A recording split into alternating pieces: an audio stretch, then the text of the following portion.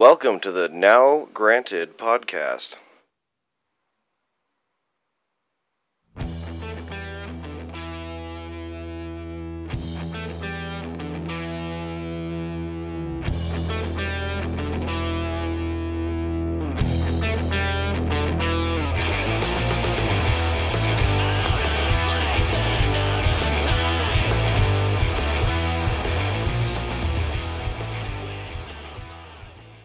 Thank you for joining us this evening. My name is Ryan Hoskins, and I'm here with...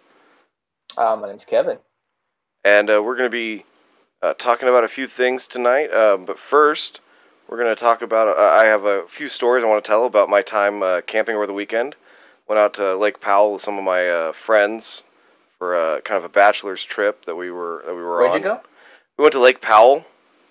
Where's that? It's on the border between Arizona and Utah.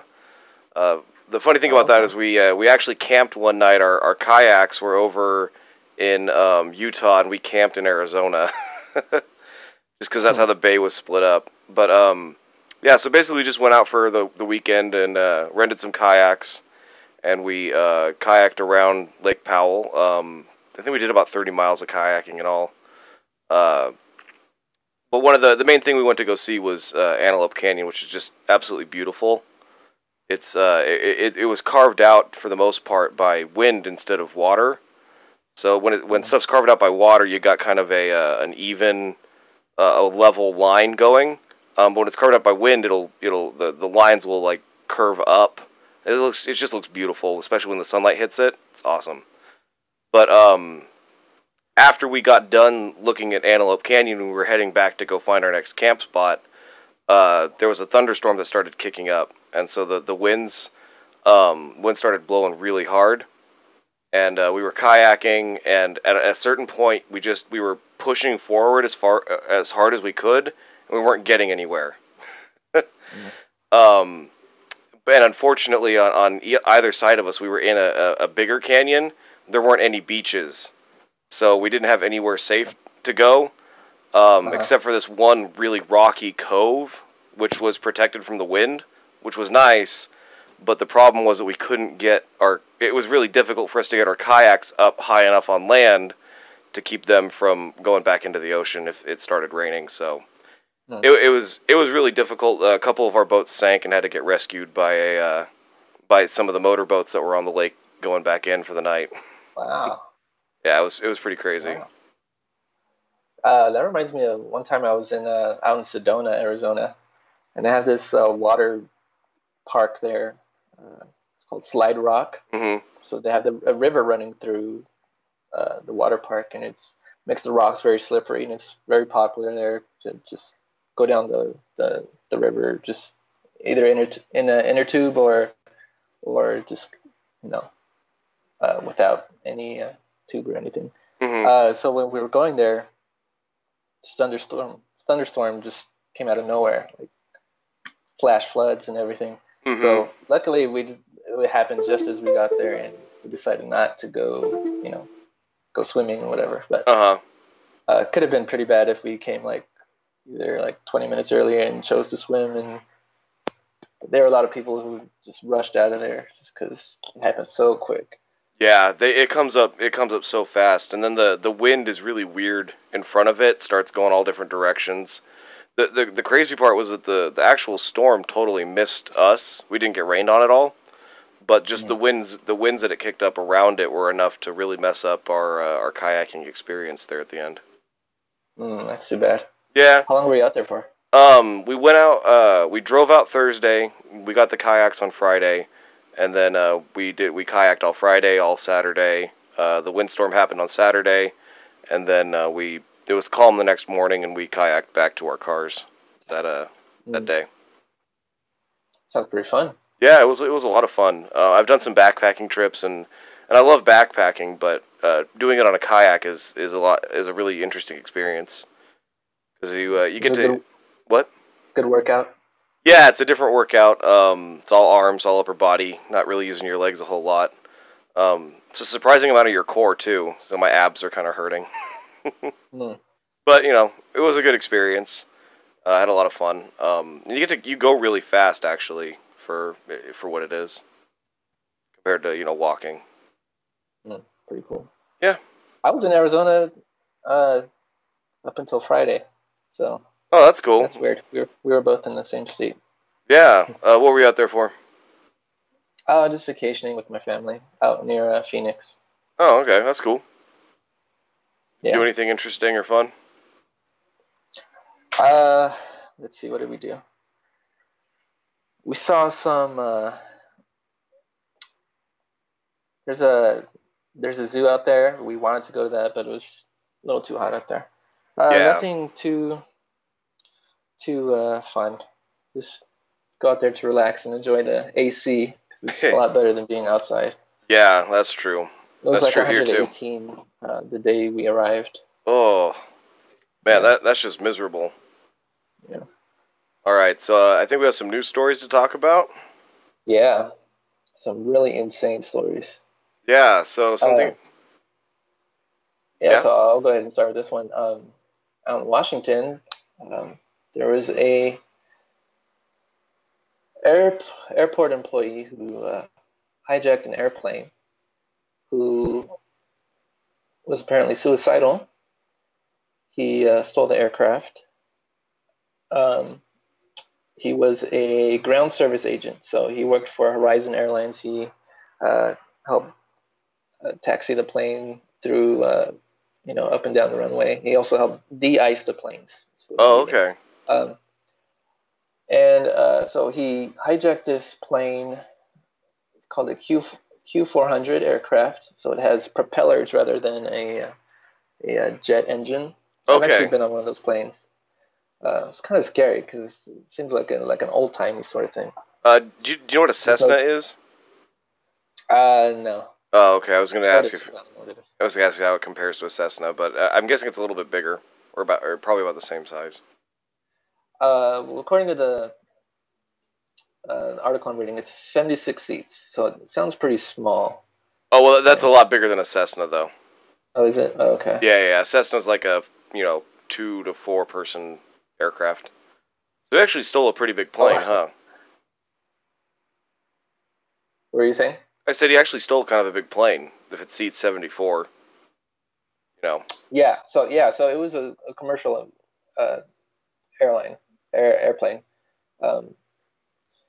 So it was Horizon Airlines. It was a subsidiary of Alaska Airlines. That was interesting because that's the airline I flew into SeaTac, which is the airport this happened at. From Boise, I flew from Boise to SeaTac in this kind of aircraft, in the Q400. Apparently.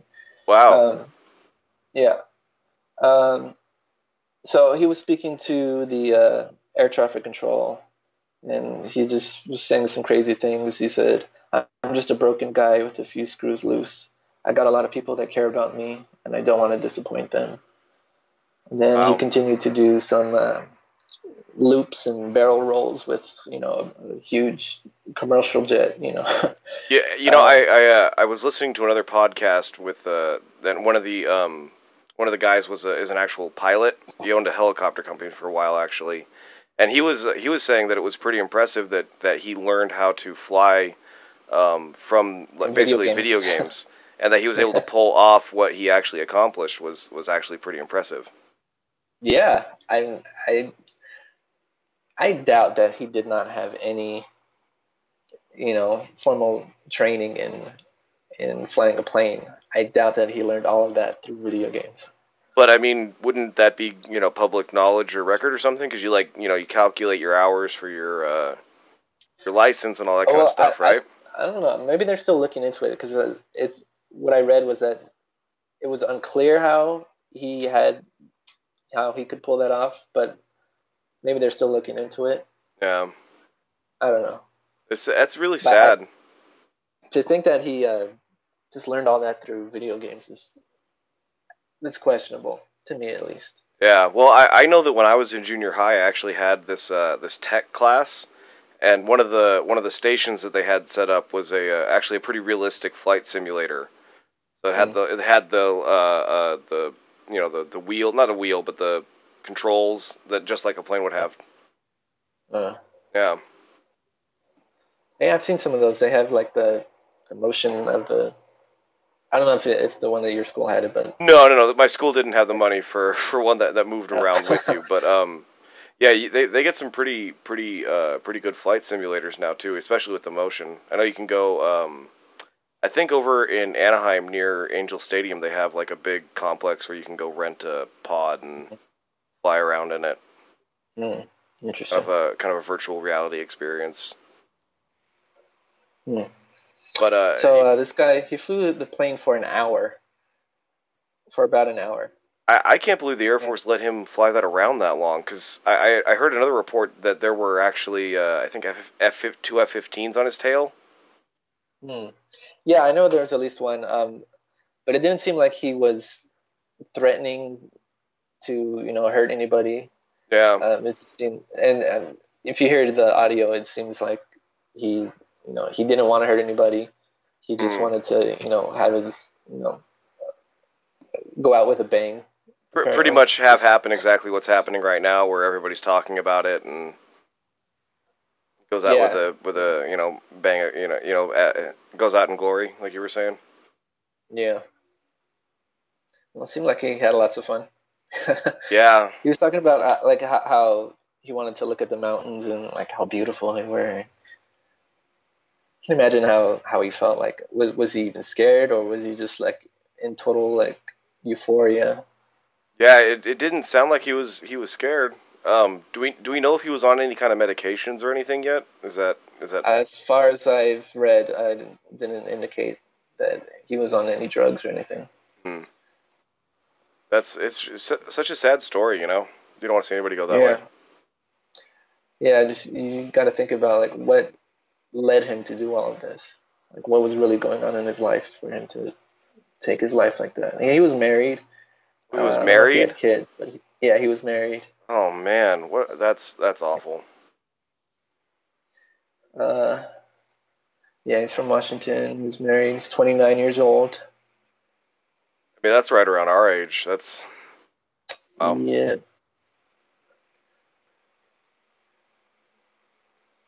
I'm surprised there's no like video footage of it actually crashing. There's video of it, just flying around, doing loops and all that, but none of it actually crashing. Is it kind of a respect thing? Like they don't want to show the moment that he died? I don't know. I think the video like that would come out. Well, yeah, but there probably weren't any bystanders or anything because he specifically chose a remote island. My guess is that's true. The island was like 25, 30 miles from the airport, actually. So, I mean, we're not going to get, iPhone video of it or anything. My guess is the video we have comes from those F-15s. Well, there's some video from the ground of bystanders. Well, like him taking off or something? No, just him flying around, doing loops and all that. Wow. Yeah. That's just crazy. I really hope that the media starts using this as kind of a springboard to talk about mental health issues, especially as they deal with men. There's a lot of help for women out there, and I just don't see that kind of help for men anywhere, and it's an absolute tragedy that men are 4 times as likely to kill themselves. Yeah, a lot of them just don't want to get help. Yeah, because there's like a stigma of you lose some part of your manhood when you admit to having feelings and getting help. It's not even just the stigma though. I know that my father passed away about 5 years ago, and shortly after that, I looked into getting therapy for it. But just sitting down and talking with somebody just didn't work for me. That didn't really help at all. That wasn't kind of like how I respond. I didn't respond well to it. Do you know of anybody that's looking into different sorts of therapy that work better for men and boys? There's actually a no. As far as I know, there isn't. But what do I know? I'm sure there's someone looking into it, but yeah. I'm sure there is somebody, but I wish that they would do more of it or publicize it more, because men just are not going to go and sit down and talk to somebody for an hour a week and call that and actually see a difference from that. It's just not how we work. Mm-hmm. You know, I feel like if yeah. Oh, I was just gonna say that sometimes it's like not everyone can be helped. Not everyone. There's not a solution for every problem out there. At least not at this point. Mm-hmm. So I think we have to admit that there's a small percentage of people who are just beyond help. Yeah, you know, definitely, you know, the techniques and everything can always be improved, and you can always come up with new ones. So there's always going to be that small percentage that just can't find something that helps them. Yeah. But what it sounds like with this guy, it was kind of a sudden thing. Like he just kind of snapped from what I was hearing of the different audio and things that I heard. Yeah, and he was saying he didn't realize it until now. Yeah. That he had a few screws loose. Yeah, that's a really weird phrase. Yeah. So I really hope they find out what set him off. I don't expect you to know this, but do you have any idea, like, how many people just kind of snap like that? Is that a common thing? Is that something that you've... No, I wouldn't know. Okay. But I would assume that it's built up for a while, and they usually know that there's something boiling up inside of them before they snap. But with this guy, it seems like it just happened out of nowhere. That kind of leads me to guess that there might be some kind of a medication or something that he was taking that changed that. You know, that's pure speculation, and I'm not blaming anybody or blaming a medication or anything like that because I don't know, but just that, you know, snapping like that is not a normal thing for people to do. Yeah. But like you said, normally it builds up over time. You know, you got past due bills and, you know, your wife's being kind of mean to you and, you know, that sort of thing. And it just kind of builds up and you can kind of go, well, you know, that guy had this many things wrong in his life. That kind of makes sense. Normally, you know, they don't just say, well, you know, I just snapped today and decided to kill myself. That's not a normal... And you know, as flippant as I just said it, that's almost how he said it himself. Yeah. You know, it's not like... His coworkers described him as warm and quiet. Well, quiet sounds... He also had a YouTube channel. Oh, okay. And I know of one video where he was just recording his day-to-day. Here we go. It says, in a humorous YouTube video he posted last year, he talked about his job and included videos and photos of his various travels. I lift a lot of bags, like a lot of bags, so many bags, he said. So I wonder if just the monotony of moving bags back and forth sort of drove him crazy. Kind of a going postal. Yeah. Yeah.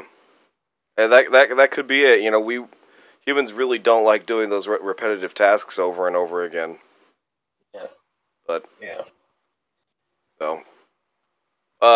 So where did this happen exactly? I kind of missed that at the beginning. This was in Washington and at a SeaTac airport, which is Seattle Tacoma Airport. Okay.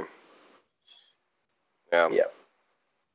Not a whole lot, you know, up there. Not a whole lot of people, and just sitting there lifting bags all day. Yeah. Man, well, as depressing as that is, do we have any other kind of any other topics we were thinking about talking about, or any more depressing stories? Yeah, exactly. Any even more depressing? Yeah, there was this discovered last week a compound in New Mexico where apparently a man and I think 2 other people were training children to do school shootings. Whoa. Yeah, this was in New Mexico. Apparently he was a radical Muslim whose father, he testified in court. His father testified in court in defense of the man who was responsible for the 1993 World Trade Center attacks. So his father testified in defense of him. Wow. Yeah. And the son, the guy who was running this compound, was on, I think, the FBI radar for a while, but he had gone missing. His wife had reported their son missing. She said that he was taken by the father, Mr. Wahaj. I think that's him. And they, right there. Yeah, that's him. And they went out into New Mexico, basically in the middle of nowhere. And they found, I think, 11 children in starving conditions. Jeez. They found one, actually, the child that went missing, his son, was found dead at the compound. That what just absolute barbaric circumstances, and that's just so evil. Mm. So they were being trained to use firearms and tactical techniques to kill teachers and law enforcement, and in a school shooter situation. And oh man, and the kids were what? That you said they were like 11, or there were 11 of them? Well, no, there were 11 children aged 1 to 15, I think. Jeez. I don't know how you train a 1-year-old to. I doubt they were getting trained, but I do bet they were being starved. Yeah. That's, oh man. So, I'm reading that in December of last year, he was pulled over with with children in his car. Wait, was he pulled over or was there an accident? Let's see. He had a brush with the police in December when the Ford Explorer he was in rolled over on Interstate 65 in Alabama. The trooper said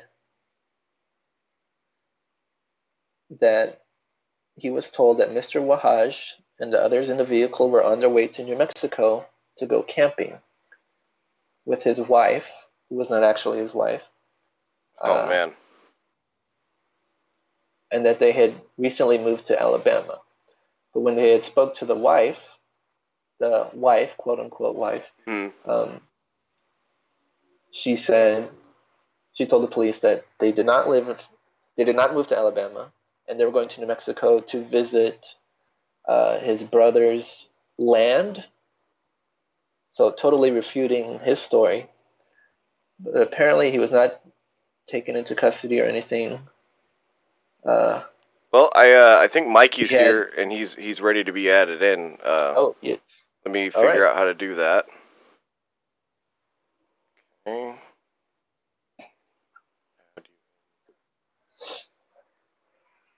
No.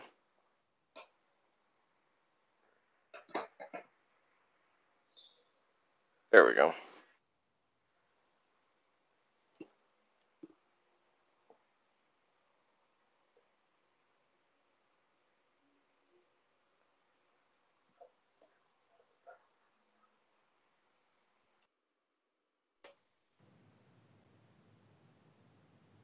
All right, Mikey, can you hear us? Yes, I can hear you guys. Wonderful. Hey, Mikey. Good to see you, Mikey. Glad you could make it. Sounds like you've had a long day. I have had a very, very long day. Extra work. Okay, that was a little loud. Yeah, a little bit. Yeah, no, sorry about that. I mean, okay. I wasn't expecting having a 14-hour day today. No worries, no worries. Gotta make that money. I spent 8 of them in a refrigerator. Well, that's nice. At least you weren't in the heat. I spent most of my day yesterday in a boiler, and by that I mean the state of Arizona. Yeah, actually, I'm going to Arizona tomorrow. It actually wasn't that bad. It was like the high 90s for me up in Lake Powell. But so I'm gonna be in Scottsdale for most of the time there, so it's gonna be nice and hot. Nice, nice. So I think we were actually just in. Yeah. What? Yeah, we were talking about this compound in New Mexico where they were training children to do school shootings. Okay. Did you hear about that, Mikey? No, I heard a little bit about that, but I don't know too much of the details. So. Yeah, so they found 11 children who were in starving conditions, and they found one decomposing body of a child. And apparently they were being trained to in preparation for future school shootings. Okay. And this, according to prosecutors, how long was it going on? Well, the man in charge had kidnapped the boy who was found dead back in November. Okay. So I'm guessing since November, and then he fled to New Mexico with a woman who he claimed was his wife, which was not his wife, and some children. But there were 11 children found on the compound, and it's not, as far as I know, it's not clear how the rest of those children got there. Okay, so either most likely kidnapped. Yeah, that's what it sounds like. Probably. And how many children were again? 11. 11. So the thing would be, or sorry, how I'm getting it is that they kidnap these kids, then they train them like to do school shootings and stuff like that, and then release them. So when they go back to school, were any of them enrolled in school? Do we know if any of them were? I can't read anything about that. I don't know about that. Okay, it doesn't sound like they were, because normally a kidnapped kid isn't going to be enrolled in a school yet. But yeah, that's. So I would have guessed not, but that's really scary that was the tactic. Do we know if so you said the FBI had lost track of him? Were they the ones that did this raid, or who was in charge of the raid? That's a good question. Let's see. Executing a search warrant, officers were stunned by what they found. I guess just regular police officers. So the FBI dropped the ball, and local police was able to pick it up and bring this one in for. The FBI was watching him. Okay. They weren't necessarily. He wasn't a wanted guy. They were just watching him. He was on their radar. Mm-hmm.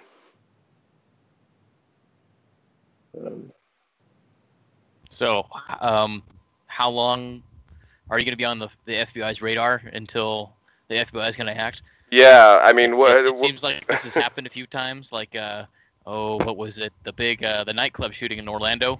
Yeah. You know, he was on the no-fly list. Was on the FBI's radar for a little long while. So it seems like people kind of stay on that watch list for a little bit longer.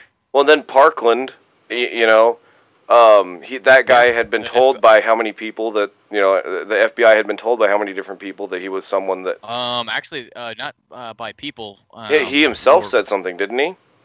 Well, yeah, on YouTube, and actually, it was YouTube and Google twice sent that to the FBI. That's insane.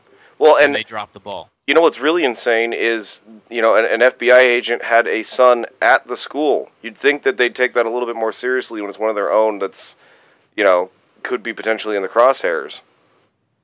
Yeah, they really dropped the ball on that. Though, I mean, I know, but when it came to Parkland, like everybody, every step of the administration, over the bureaucracy, kind of dropped the ball. Well, it was worse than dropping the ball, actually. They specifically placed the ball on the ground. One of the ways. What? And kicked it. Pretty much, from my deflated it. From my understanding, I'm pretty sure that that what happened was a lot of these different types of incidents, especially with the police and with like gangs and stuff, kind of get swept under the rug so that it doesn't get labeled as one of those awful gang schools, and they get less funding. So there's some rule in Florida that if you have a certain percentage of different criminal activities going on at your school, you start getting punished by losing your funding. And so they, instead of fixing the problem with criminal activities, they just decided to sweep everything under the rug. Okay, so So is this just Florida, or is this a national thing? It's just that one county. It's whatever county that it's in. That's and different counties that have these problems, potentially have the same solution. It's unknown, how, to me at least, how many different school districts have these same kind of policies where they just kind of sweep under the rug. I can imagine, you imagine how devastating that would be, let's say in Compton or Inglewood, or in the public, in the school districts like in South Central LA, where crime is rampant, and let's say much of it's going on within the schools themselves, and let's say where let's say at a certain level of criminal activity at your school, you start losing funding for schools that are already underfunded. Yep. And for many, and I don't know about Parkland, but let's say if this is let's say a economic, or I apologize, I'm on a gram of caffeine right now. I totally understand. I'm right there with you. But nevertheless, my thought would be, so we at economic disadvantaged kids, and when schools are underfunded, and let's say those who attend those schools are going through poverty, criminal activity go up within that school and in the surrounding neighborhoods. Yep. And so ultimately, if you have that type of situation, and because of that situation, you get less funding. Yeah, by law, is how does that fix anything? You're just going to have a school that is just continuously be underfunded. Well, the problem is that my guess is that these policies got instituted because of union pushback. Because what you would really want to do is hold the administrators accountable. So if the administrators are wasting taxpayer money by poorly educating your students, we should fire them and get somebody new in that's going to actually do the job right and spend the money properly and give that person more money. You know what I'm saying? That's what a rational, market-driven solution would be. What this is just some crazy union idea that was doomed to fail and just, make everything a billion times worse. Well, I don't know if I wouldn't.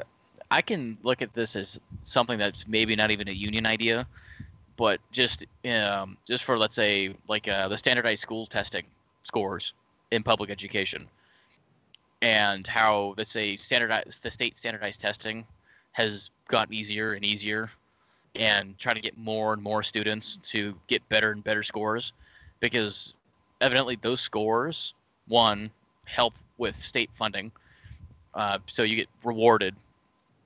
Okay. Can you lose funding based off of them? Can you lose funding based off of them? You can lose funding. Yeah. And it actually affects property values around that school. Yeah. See, so the lower scores so it's a double thing. Yep. Is that at least under No Child Left Behind, you get punished for not having good standardized testing scores. Now under what was President Obama's thing? Not No Child Left Behind, but it was what was his program? I can't remember what that was called. Common Core, yeah. Common Core? No, was it Common Core? Yeah, that was what the Obama administration put into effect. It was probably developed under Bush, but. And so what that did, in that program, is instead of punishing schools, you just rewarded schools for getting better score. So if you don't get better scores, then you lose that extra funding. Well, which every school wants. Of course, but the problem is you need to have the carrot of more funding, but you also need to have the stick of we're firing administrators, we're firing, the people that are actually responsible for ensuring that our teachers do a good job. Of course. So going back to the whole Parkland thing, what it was a policy by the school district, maybe not the county, but by the school district, to, let's say, punish schools that have an excessive criminal activity. Yeah. So it won't have criminal activity. Yep. But what it does is it doesn't, again, like you say, it doesn't fix the problem. It just pushes it underground. Well, yes, of course, people just not report it. Similarly, in a similar aspect to standardized test scores, where you just make the test easier. You don't push the students harder. So have they shown that that's what happens? That they make the tests easier? That's I've been a common trend now for quite a while. Wow. Even under No Child Left Behind. So I mean, that's that's the easy fix. Yeah. Is you just get more students to graduate. I mean, it's the same thing that it's a bill that in California when we came to the Cal State programs. I think for 1 year, I think it's like 2021. Was it that graduating year? They're going to get extra funding. So for the 4 years before 2021, those who start for freshman year and graduate in 2021 will get extra funding, and Cal States will get extra funding for those 4 years to help those students graduate to increase graduation rates. Well, but ends up after 2021, so in 2022, there's not that extra funding. Yeah. So it's just a quick fix to get more students graduated. Yeah. Well, I know here in California that they just got that schools play to get more funding. So instead of actually improving, what they do is they just make everything easier, or they underreport things, or they make So that's why I see in Parkland. I don't think it's a union thing. I think it's just the school and the school district trying to secure funding the easiest possible way. Well, so I'm saying that the unions were involved in crafting the policies that don't allow for administrators to be fired. That's my point. That's where the unions get involved. Okay, that's your point. So they're involved way earlier in the process. They're not protecting the administrators on the ground level when something comes up. They're protecting them by contract, saying that you can't pass. The laws can't be made in such a way that they get fired. That's what I'm saying is possible. I don't have evidence that that's the case, but it just would make too much. It makes more than enough sense to me. Okay. Well, then sorry for that little divergence there. No, that's okay. Usually when it comes to schools and school policies, it's not just for the benefit of the school, but it's also tied to the benefit of the surrounding community. Yeah. And so with test scores, they always push these test scores to get the best test scores because you actually influence the value of property around that school. Yeah. So if you have a dip in test scores, then property values decline. Just significant, a little bit, not too much. Enough that it's significant. I wonder what finding a compound of trained Muslim school shooters does to property values. I bet that's pretty negative too. Well, if the guy was smart, there would be no property around it. No, I know. It was a very poor taste joke. So.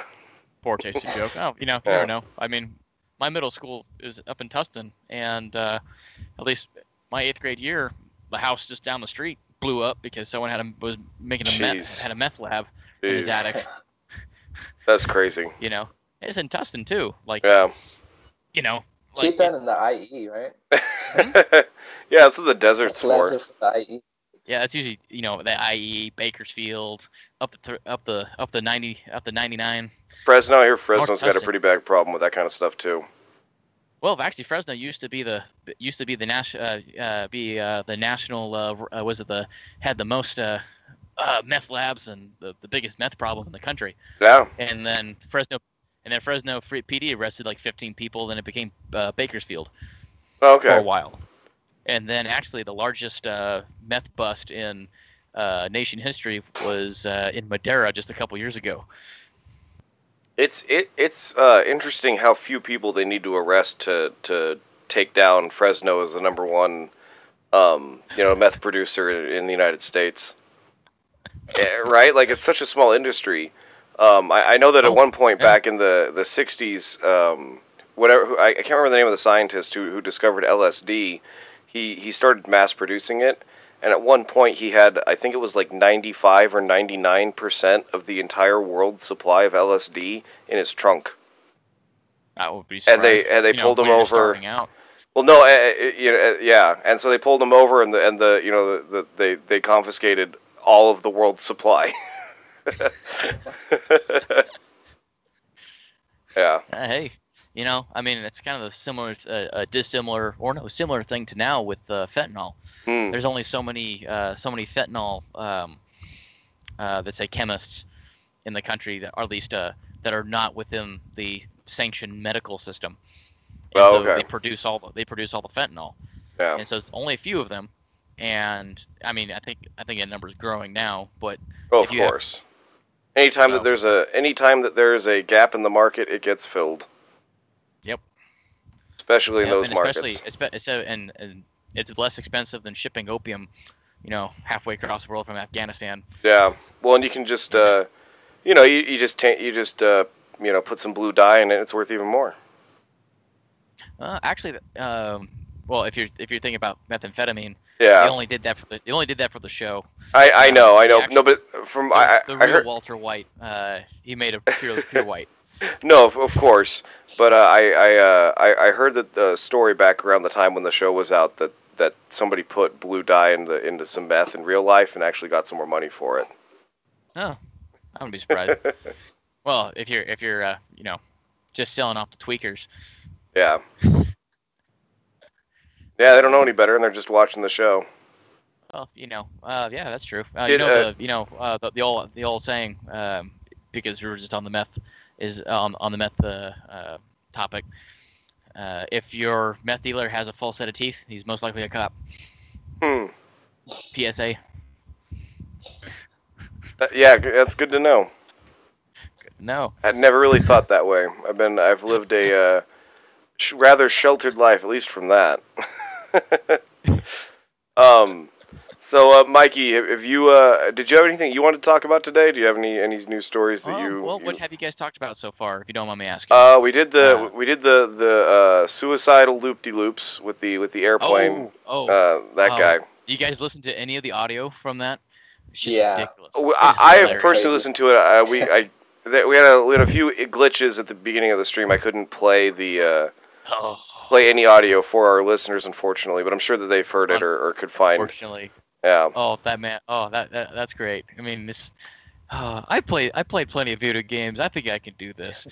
Oh. I mean, he got the thing. Well, number one, he started the plane and got it off the ground, which is not an easy feat. That is not something that a person off the street can just go and do, even if you've been driving a car. It's a completely different process. So getting it off the ground and then flying it for an hour, even just straight, is also an impressive feat. So now you add in actual aeronautical maneuvers, barrel rolls and loops. It's funny, there's some people who've been commenting on that. That for a plane that size, it is really hard to do a barrel roll.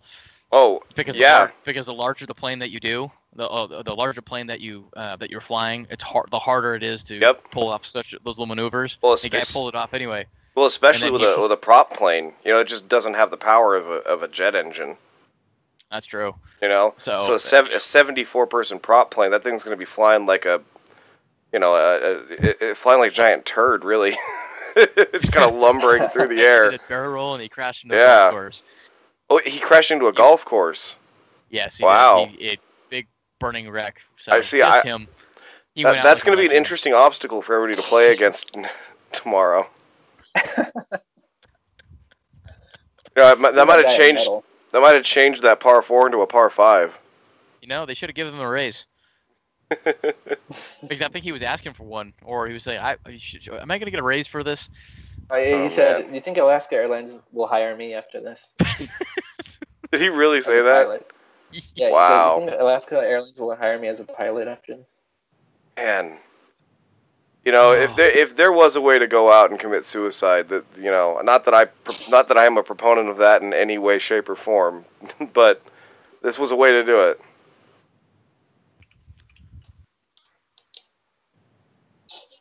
But yeah. So we talked about that. We talked about the toddler terrorists out in the desert. Toddler terrorists. Yeah. I would say if there's anything to talk about is the primary elections that have gone on so far. So, yeah, I missed out on a lot of that too. I missed out on a lot of that story too because I was getting ready for this trip I was going on this weekend. So I've been kind of out of the loop. What happened? What has happened so far, and because everyone's been at least there's been plenty of people hoping for or commenting that the blue wave is going to happen. Yes. This election season. Well, it's due, so it's guaranteed to happen, right? that's what happens every other time, and 99% of scientists agree we're going to have a blue wave. CNN is reporting, at least has reported recently in the last couple of days, that out of the 14 primary elections so far, that Donald Trump has endorsed a candidate. Those candidates have actually won and gone to the general, all 14. Wow. So they either won or they are leading in the polls right now. Oh, okay. How many more primaries do we have before Election Day? Any? Let me see. So 2018, the upcoming. How many do we have? Okay, so as of right now, August 14th, we have Connecticut, Minnesota, and Vermont, and Wisconsin. August 21st is Alaska, Wyoming. August 28th is Arizona, Florida. September is Massachusetts. Oh, Delaware wow. is September 11th. No, September 11th. So, what was that Family Guy joke? 9/11, and everyone started, plotting and cheering when Lois runs for mayor, I think. Oh, yeah. Yep. Oh, yeah. 9/11, and everyone starts freaking out. Her. Yeah, that's her total platform. Yep. September. So yeah. So we got a ways to go as far as primaries go, then, huh? Yes. What kind of races we looking at? Any big races that we should know about? The governor won't seek in Connecticut. Governor won't seek re-election. I think he's a Democrat.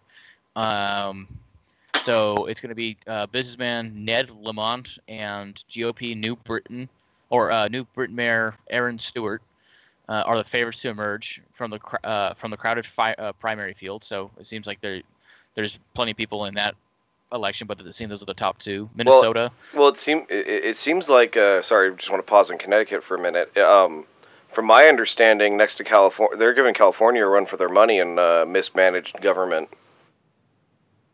I don't know if you know anything about that. Yeah, that's my understanding.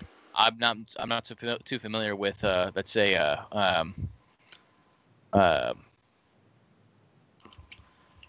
they're a much smaller state, so it's not going to be the same numbers you see here in California.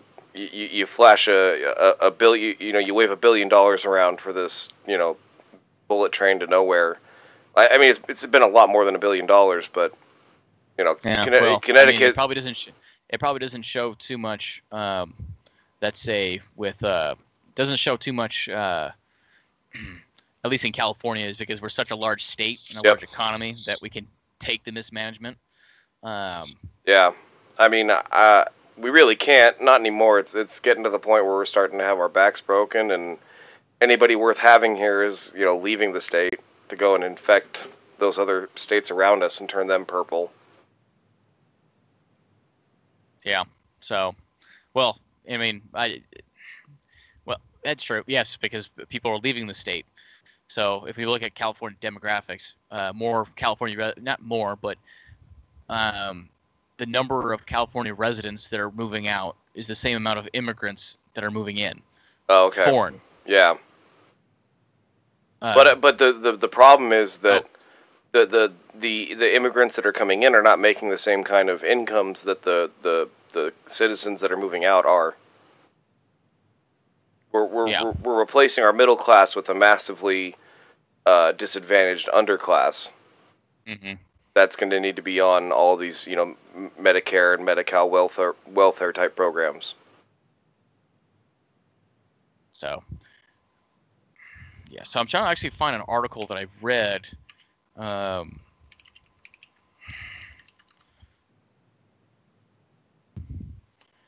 So there we go. This is it. Blue wave crashing on CNN, and oh wow, CNN. So they're admitting that it might not take place. Republicans get wrong about the blue wave crashing. Oh, okay. Crashing poll shows Americans side with Trump on the economy and security. So, correct. This is not actually the article. My bad. But so with the article that I found, it was a couple days before. I apologize. I didn't send it towards the way. I've been just super busy. Okay.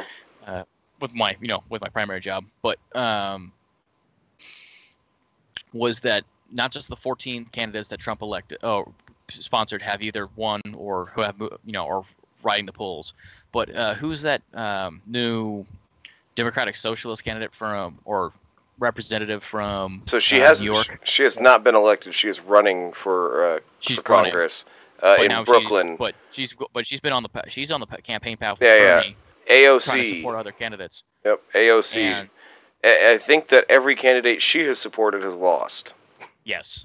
So she's batting 1,000 on lose on L's there, and it's Alexandria Ocasio-Cortez. Yes. So, this is kind of like at least not the early predictions, but let's say something you would imagine that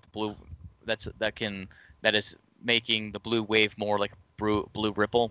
Well, the problem is as I've been saying for a long time that instead of understanding their fundamental weaknesses, evaluating ways to get around them and to change them into strengths, they've literally just doubled down on exactly the same strategy, and they're going to lose just as big this time as they did against Trump. So it's they have the same message. So socialism and you can't take care of yourself, the government should take care of you. And I don't think most Americans agree with that. Well, I think it's a little more complex than that to say it's the same message. Oh, of course.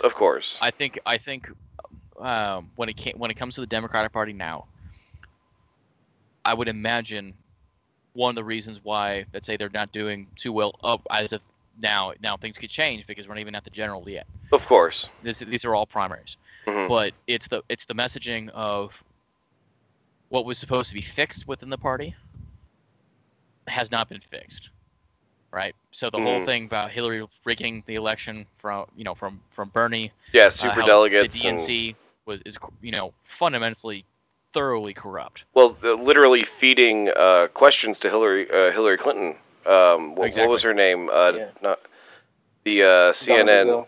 Donna Brazile. She was literally giving Hillary, the answers to not the answers, but the questions in advance. Yeah. Well, and so, but nevertheless, it's like where just 2 years ago, the DNC ultimately just undercut a significant amount of their party. Mm-hmm. Yep. Kicked them out of the loop and ran a candidate that they didn't want. Yep. And they did it in a way where they rigged their own game. And it seems like when President Trump got elected, or now President Trump when he was elected, a month came by, 2 months.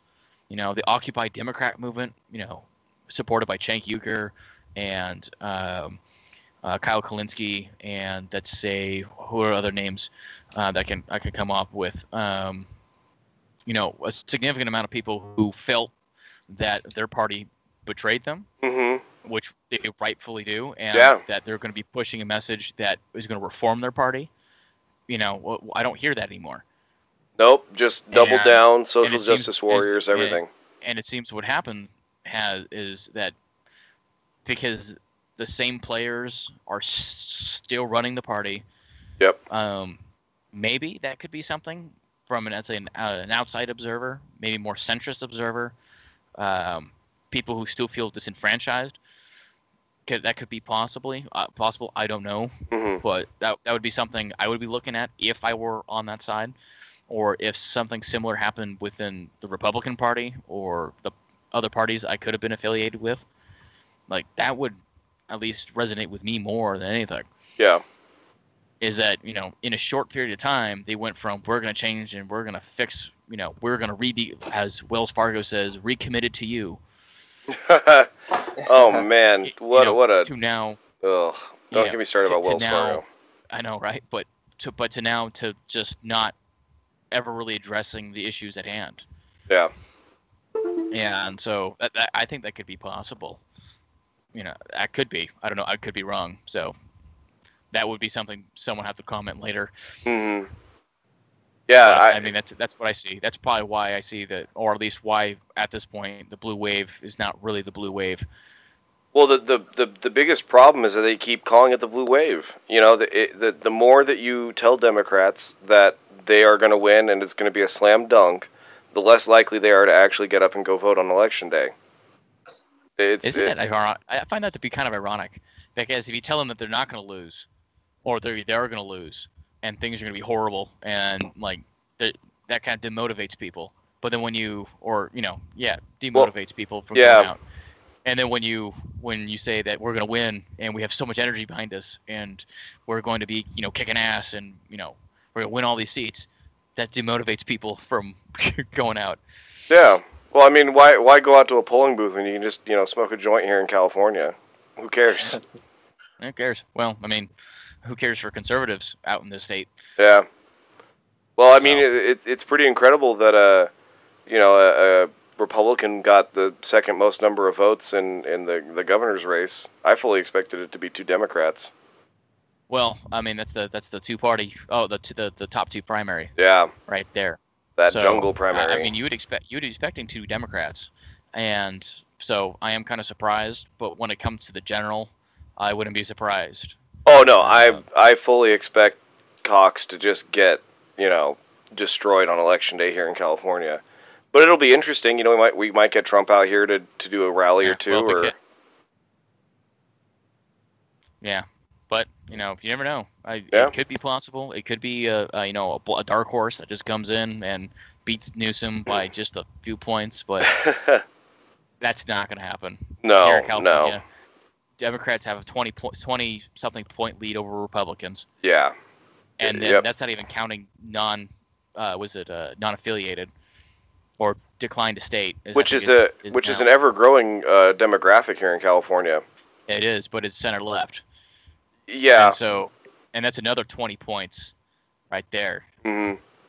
So it looks like, could be it's at least a 30-40 point difference between, let's say, any conservative candidate and the rest of the playing field.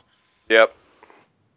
But which is insane considering the state of our state and the fact that Newsom is really just a terrible candidate. If this were any other state, he would have been run out of office for half the things that he's done.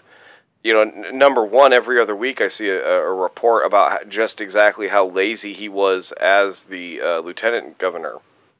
Well, granted, I said it, but. But granted, when it comes to the lieutenant governor has no. No, I agree. I agree that they don't have any power, but you still show up to work, and you still. If you want to be governor, you come up with stuff. That's the thing. If you want, at least in California, the people who run for governor are not the lieutenant governor. It's usually the attorney general. Okay. Attorney general. Because they actually do something. Oh yeah, well they do, and they're technically the second most powerful person in California government. Well, they're the ones that get to decide whether or not you go to jail. Yeah, yeah, that's true. So, but when it comes to the lieutenant governor, really they sit on the California Senate. So we need you to break a tie, which never really happens. No, not anymore. Not that they have. When the governor leaves the state, the lieutenant governor assumes all power and authority of the governor. Yeah. When has the governor left the state? Rarely. I mean, Jerry Brown, didn't he go on some trips to China and all over the place? And wasn't he conducting some foreign policy for California? Nobody ever discusses that. Foreign policy for California. Well, it was funny at the same time that President-elect Trump was having a bunch of news stories about how his administration was conducting foreign policy before they actually were in power, and how that's a problem under the Logan Act. You remember that? Yeah, I remember that. The exact same time that was happening, we had Jerry Brown going over to China and circumventing negotiations that had been ongoing with the Chinese for California and not for the United States, which is probably an actual overstep of their power and actually against the Logan Act. I would imagine so, but it's the but of governor course, of California. Well, a Democrat, so of course we're not talking about it, and nobody cares. Yeah, well, it's also the governor of your largest state. Yeah. So if anything, really, what's going to happen? Shake a few hands. Yeah. I don't know, but still, yeah, that's mostly that's against the law. Yeah. Governors don't speak on behalf of the entire nation. Nope, of course not. But they sure were trying to at the beginning of Trump's term. As president, let's say, as presidential candidates don't speak officially on behalf of the United States. Well, I think that kind of starts to change when you're president-elect. I would say that that's a different scenario than anything else. Oh, sorry. Was he president-elect when he was going? Yeah. So the whole story came about when he actually started trying to talk to it was the initial stages of the whole Russian hacking stuff. Oh, they were saying that he was talking with Russian officials and that was conducting foreign relations before you're the president, so it's a violation of the Logan Act. I believe that was the logic. Yeah. I mean, we don't have to go into the whole Russia scandal now. We can. No, we don't. That could be a whole special episode. It seems like, in essence, how I've seen it, it seems like everything that has come about the Mueller probe, about this investigation, everyone has been charged with something else but collusion with Russia, tax evasion, tax fraud. Well, and that's where it goes to the most powerful people in the country are those prosecutors. Because they can charge you with whatever they want. So if they want to throw the book at you, and then negotiate with you to get you to plead to something, they can do that. And there's actually a significant number of people that plead to crimes that they did not commit, because if they didn't, then they would have to go to trial, and they could potentially be convicted of a bunch of crimes that they didn't commit. Yeah. Well, that's just a nutshell in our legal our criminal legal system. So I mean, essentially, what that means is that prosecutors can decide who goes to jail and who doesn't, and but think of it that's on the county level and the state level too. Yep. 95% of people who get charged with something just plea. Yep. So think about how many of those people are absolutely, completely innocent that are getting wrapped up in all of that, just because that prosecutor has to look like they're tough on crime. Yeah, and many pad their numbers. Elected too, so it's like they have to be tougher on crime. Crazy. And but they'll just walk in, and say, hey, look, we're gonna do this, and this, and you're gonna get 20, 25 years, life. But you take this plea, go to prison for 5 years. 2 years, 1 year, yeah. You're innocent, but why do you want to face life when you can face only 2? Exactly. Guarantee yourself. It's an absolutely sick part of our legal system that we would allow that to happen. Yeah, because that's something because that's something that John Oliver's been following. Yes, at least when it comes to defendants for prosecution. Yes, he just did a video on prosecutors. As much as I despise John Oliver, a broken clock's right twice a day. Yeah. And I actually. And so it seems like this is the federal level. It seems like this is the state level. Yep. And this is now the county level. Yep. Too. Every single level. So, but yeah. So I know I kind of wanted to talk about the elections, but that's pretty much it. I mean, that's all I really had to say on them. Is just that the blue wave is questionable. Oh, definitely. Will it be a red wave? I don't expect a red wave, but I do expect that the Republicans will gain in the House and the Senate. It's all but a foregone conclusion in the Senate. Just the races that are up for grabs for the Republicans are very few, and the ones that are up for grabs on the Democrat side are plentiful. So the Senate's probably going to stay in Republican control. They might pick up a seat or two. And then in the House, that's where it gets a little bit messier, just because there's so many different races. It's really hard to predict which ones are going to go which way. Yeah, most likely just aim towards the incumbent. Yeah, well, of course, generally that's the case, but of course, one side or the other in most districts wants to, flip that the other direction. So. I'm getting pretty tired at the moment. It's almost midnight here, so. Yeah, I feel you. Like I said, I've had a long day, but I mean, got to talk about a little about elections. Oh, but actually, probably want to talk about is probably all the fires that have been going on here in the state. Yeah. I fled the state to get rid of the fires. But I don't know. You kind of missed it. You've been gone. Yeah, yeah.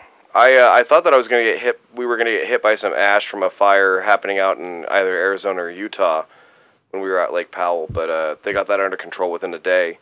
But from what I understand with the fires here in California, they really stem from piss poor wild forest management, and the fact that a lot of it's just debris clearing. Even though the president has came up and say that it's water management, that's not really the case. It's just debris clearing. Yeah, so like just down the way from where I am is the Holy Fire, which how do you call it? That area hasn't burned in 40 years, or like since 1980 something. So it's like 40 years. So I mean, it's pristine area up there, Holy Jim Canyon, Trabuco Canyon, on that slope near Ortega Highway, but I mean that wasn't. Like I say, there's enough underbrush to make it a really hot fire. Mm-hmm. But that was arson. So it wasn't like there was like a weather system that struck it on fire. There was some guy who was pissed off. Or spontaneous combustion or lightning or something, No, that's awful. But I mean the problem is that these areas are supposed to be getting burned every so often. That's just the nature of California. We have entire plant species that do not reproduce unless the temperature gets above, I think it's like 150 degrees. They literally, the seed pods don't open until it gets above a certain temperature. So it's the only reason that this is happening to us is because of our own hubris and saying that, we live in this area, so we can't let it burn. We're going to stop all fires from doing anything. And, the small fires haven't been clearing out the brush. So now we have this giant brush, layer that burns and heats up to the point where it starts catching trees on fire, which is just crazy. Trees catching on fire is not something that's supposed to happen in California. They are built to handle the small brush fires that are supposed to be continuously happening. Yeah, but some of these fires have gotten so large that now they're considered complex fires. So fire complexes. So, like, when it comes to the Mendocino Complex fire, it's the largest fire in California history. Almost 350,000 acres. It's 2 fires. Yeah. Combined. That's crazy. The Holy Fire just down the way is 24,000 acres. The Carr Fire is about 200,000 acres, I believe. What is it? Yeah, 206,000 acres. And then, like, there's the fire. There's the fire near. I think it's the Ferguson fire that closed down Yosemite for 20 days. That's almost 100,000 acres. Before they contained it. The Holy again, and then you have the Cranston fire and the Carr Fire. Well, the Carr Fire up near Redding, and then you have the Cranston fire, which is near Redlands, out near Banning. Mm-hmm. That was also arson. Yeah. So it seems like the 2 Southern California fires are arson. That makes sense. We got a lot of people around here that are crazy. So. Yeah. Well, I mean, they actually caught the guy in the act for the Cranston fire. He was lighting the fire or continuing to light the fire because he got a couple of 100 acres and people caught him. Nice, you're silencing, Mikey. I don't know what's going on, but you sound like a robot. You sound like that too. Oh, I sound like that too? Kevin, can you say something? I think what's going on about those fires. Yeah. It's getting pretty wonky over here, so I think we're gonna call it a night. Yeah, I think so. All right. Sorry for being tardy. Yeah. I didn't know it would be stuck in the refrigerator for a significant amount of my day. It is what it is. Nothing we can do about it now. I'm glad you could come by for the time we had you. So definitely we'll catch you guys the next time when I get back. For sure. So we'll see you all next week. Thanks for listening to the Now Granted podcast. My name is Ryan Hoskins. I'm Mikey. And we'll see you guys next week. Bye.